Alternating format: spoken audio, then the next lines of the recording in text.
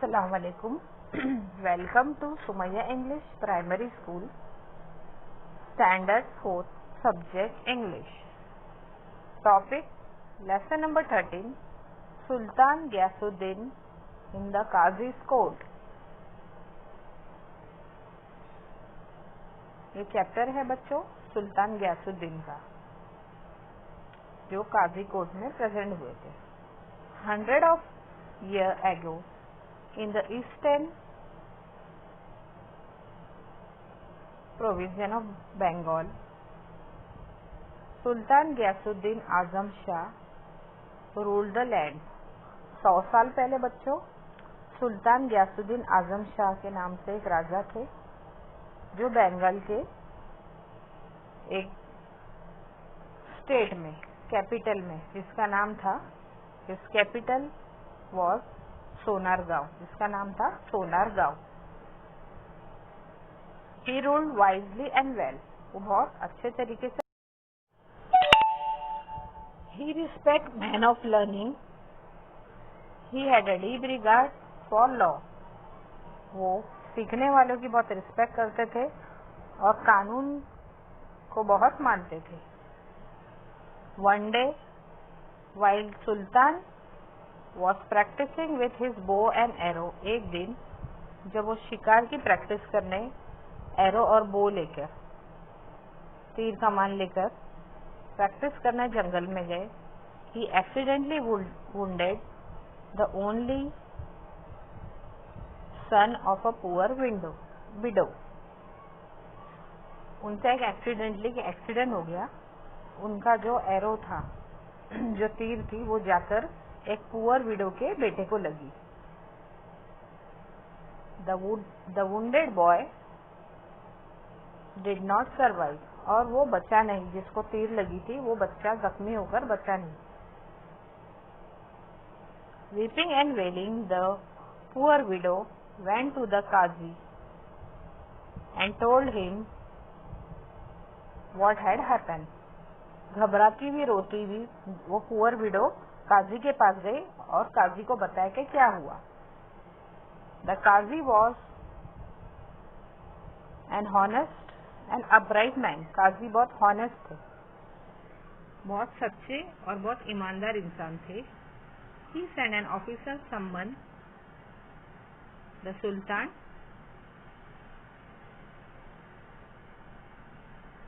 To the court. उन्होंने अपने officer को भेजा सुल्तान के को सम्मन देने के लिए कि उनको कोर्ट में हाजिर होने बोलो. When the officer reached the palace, the guard stopped him and inquired about his business. Guard ने ऑफिसर को स्टॉप किया, पूछने लगा कि तुमको क्या काम है. When they learned that he had come to serve someone on the Sultan, जब उनको मालूम पड़ा कि वो ऑफिसर सुल्तान को सम्मन देने आया है, they were shocked. They refused to let him go inside the palace. वो शॉक हो गए और वो उसको अंदर जाने से रोकने लगे. किसको? ऑफिसर. तो officer was now in fix. उसे वो लोग ने बंदी बना लिया. The guard did not allow him to enter the palace. Guard उसको इंटर करने पैलेस में नहीं दे रहे थे. But he knew that he could not return without serving the summon. लेकिन उसको ये मालूम था कि वो काजी के पास वापस बगैर सम्मन दिए नहीं जा सकता. The Qazi would not take him back. काजी उसको वापस नहीं लेगा. He had to find a way to reach the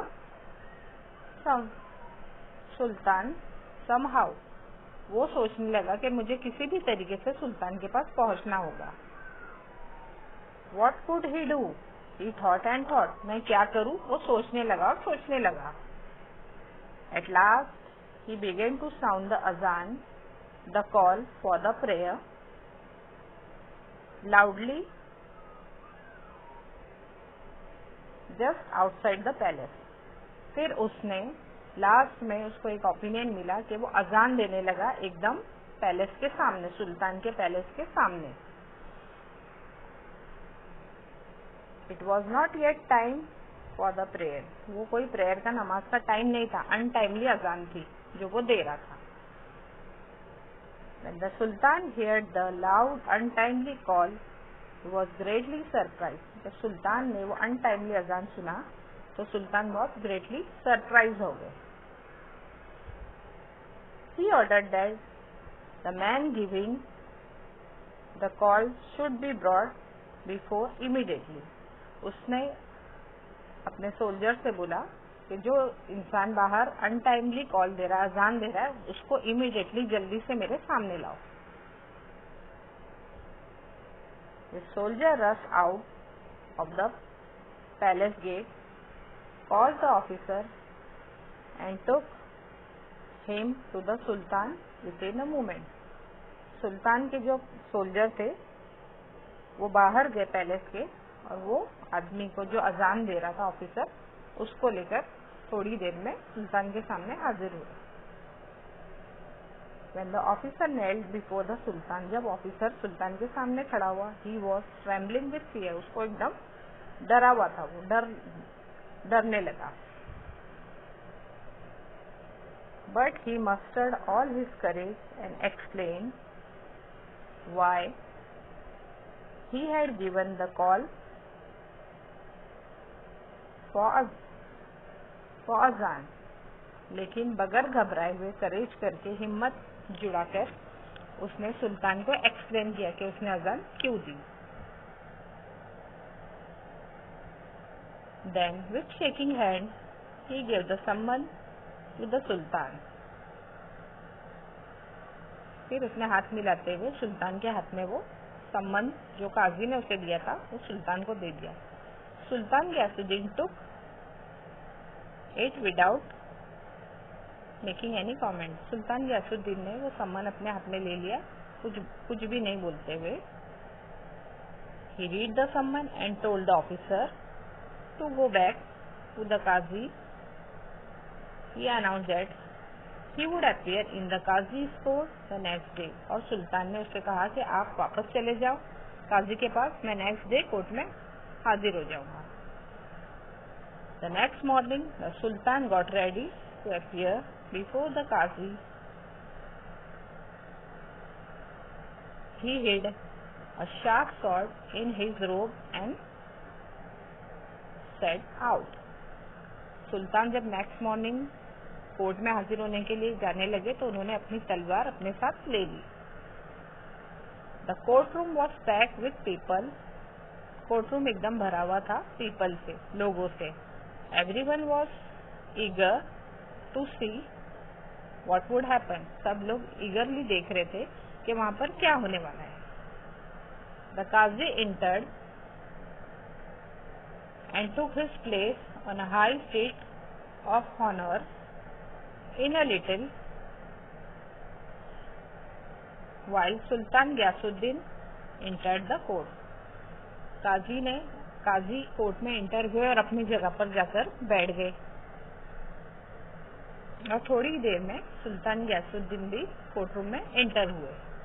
everyone stood up to show respect to सुल्तान। हर कोई खड़ा हो गया सुल्तान को रिस्पेक्ट देने के लिए। But the Qazi did not got up, लेकिन काजी जो थे वो खड़े नहीं हुए। The widow presented her complaint. जो विडो थी जिसका बेटा मर गया था एक्सीडेंटली, वो अपने एविडेंस लेकर, अपनी कंप्लेंट लेके वहां पर प्रेजेंट हुई। The Qazi took note of all the evidence and in a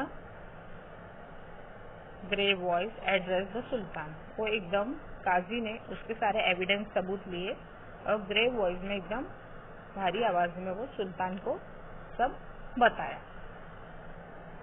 you are guilty of causing the death of only son of the poor window. काजी ने सुल्तान से कहा कि आप गलती में हो जो आपने एक गलती की है कि ये पुअर विडो के बेटे की डेथ हुई है आपके हाथ से। अकॉर्डिंग टू द लॉ के हिसाब से you must pay a fine for this offence, तुमको पे करना पड़ेगा फाइन। उन्होंने ऑर्डर दिया किसको? सुल्तान को। सुल्तान accepted the judgment and apologized to the widow। सुल्तान ने उसको एक्सेप्ट किया और माफी मांगी किससे? विडो से, जिसका सन सुल्तान के हाथ से एक्सीडेंटली डेथ हो गया था। He arranged to pay the fine immediately, और सुल्तान ने जल्दी से वो फाइन अरेंज करके वो विडो को दे दिया। The widow felt satisfied that the offense and brought home। वो विडो ने जो भी उसको फाइन मिला उससे सेटिस्फाइड हुए, वो अपने घर पे लेकर चले गई। द केस वॉज ओवर, जब केस खत्म हो गया, the Qazi got up from his high up seat of honour. जब केस ओवर हो गया, खत्म हो गया, काजी अपनी प्लेस से खड़े हो गए सीट पर से, और रिस्पेक्टफुली उन्होंने सुल्तान से कहा, रिक्वेस्ट किया टू टेक हिज सीट, अपनी सीट पर बैठ जाओ सुल्तान से। The sultan then drew the hidden sword from his robe and told the qazi, I am happy that you did not waver in your duty. मैं बहुत खुश हूँ। बाद में क्या हुआ?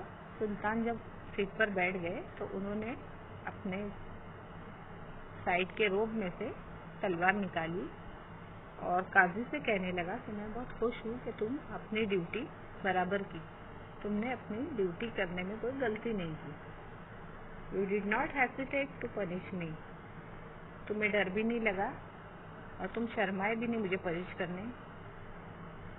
I would have beheaded you, otherwise I would have beheaded you with this sword।